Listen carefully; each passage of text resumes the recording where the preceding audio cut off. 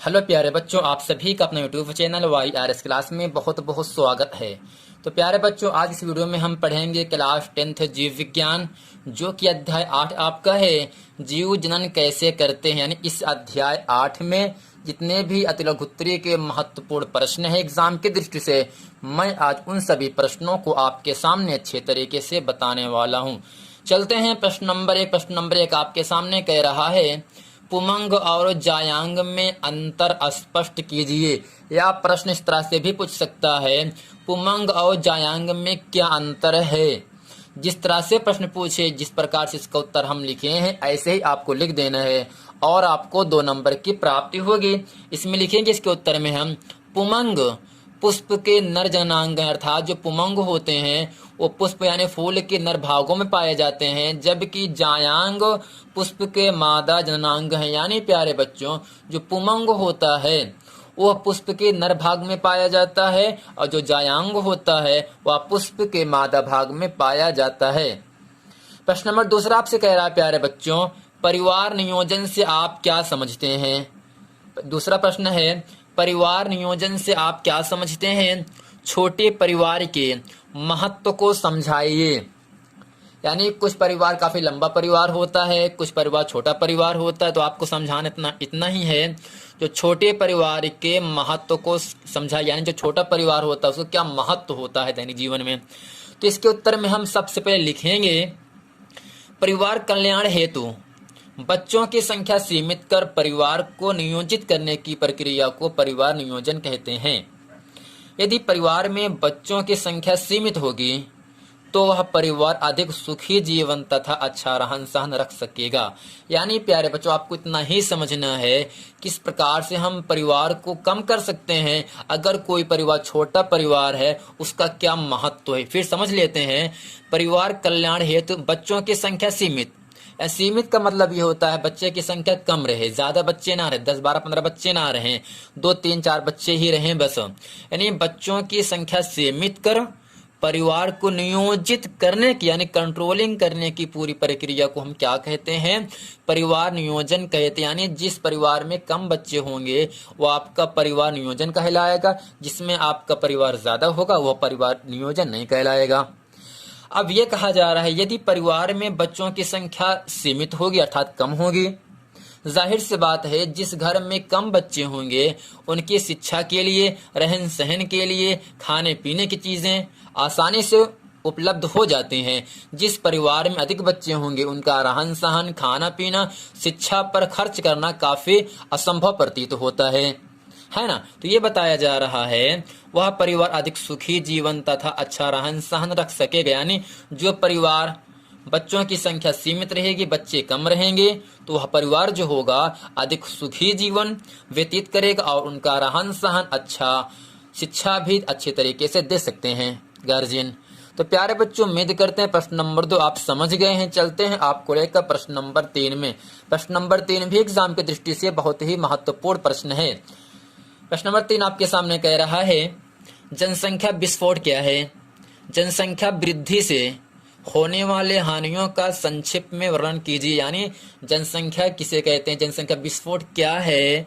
जनसंख्या वृद्धि से यानी आदमियों की संख्या बढ़ने से जो नुकसान होते हैं, जो हानियां होती है, उसको आपको भी बताना है। तो इसमें लिखेंगे हम, किसी क्षेत्र विशेष में जनसंख्या का उस स्थिति तक बढ़ जाना कि उस क्षेत्र में उपलब्ध खाद्य सामग्री व जल तथा अन्य प्राकृतिक संसाधन उस जनसंख्या के लिए पर्याप्त न हो पाए, इससे जनसंख्या विस्फोट कहते हैं। सिंपल तरीके आपको समझना है, अभी कोरोना था ना, तो जितने भी शहरी लोग हैं वो सब गांव में चले आए, तो गांव की जनसंख्या बढ़ गई। जब जनसंख्या बढ़ जाती है तो गांव में जितने भी वस्तुएं होती हैं उन सबको लोग कम मात्रा में खरीद पाते हैं और वस्तुएं क्या होती हैं, महंगी हो जाती हैं।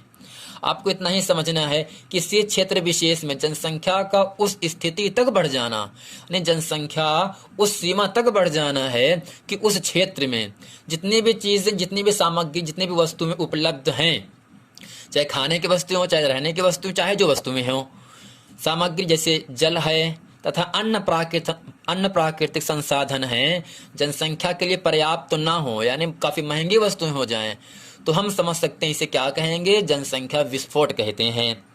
फिर प्यारे बच्चों अब ये कहा जा रहा है जनसंख्या वृद्धि से होने वाली हानियां क्या हैं। तो हेडिंग करके लिखेंगे काली पेन से, इससे निम्नलिखित हानियां उत्पन्न होती हैं।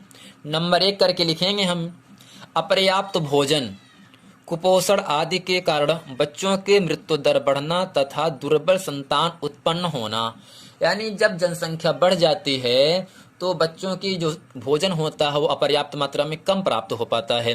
तो बच्चे क्या होते हैं, पतले दुबले हो जाते हैं, कुपोषण हो जाते हैं और उनके मरने की दर क्या होती है, बढ़ जाती है और जो दुर्बल संतान उत्पन्न होने लगती हैं। दूसरा आपसे कहा जा रहा है अपर्याप्त आवासों के कारण। आवास का मतलब रहने का स्थल, जैसे आपका मकान हो गया जहां पर आप रहते हो। अपर्याप्त आवासों के कारण गंदे स्थानों पर रहना, जिससे अनेक बीमारियां फैलती हैं। जाहिर सी बात है प्यारे जब जनसंख्या बढ़ जाएगी गंदगी भी क्या होगी, बढ़ जाती है। जब गंदगी बढ़ जाती है तो लोग क्या होते हैं, बीमार पड़ जाते हैं ना। यानी अपर्याप्त आवासों के कारण जितना उनको आवास की आवश्यकता है उतना आवास उनको मिल नहीं पाता है। यानी अपर्याप्त आवासों के कारण गंदे स्थानों पर रहना, जिससे अनेक बीमारियां उत्पन्न होती या फैलती रहती हैं। तीसरा आपके सामने बताया जा रहा है अपर्याप्त रोजगार के अवसरों के कारण बेरोजगारी, जो मानसिक तनाव व अपराधों को बढ़ावा देती है। जाहिर सी बात है अभी कोरोना का हाल चल रहा है, यानी जितने भी शहरी लोग हैं सब गांव में चले आए, सब क्या कर रहे हैं, बेरोजगारी के लिए मर रहे हैं।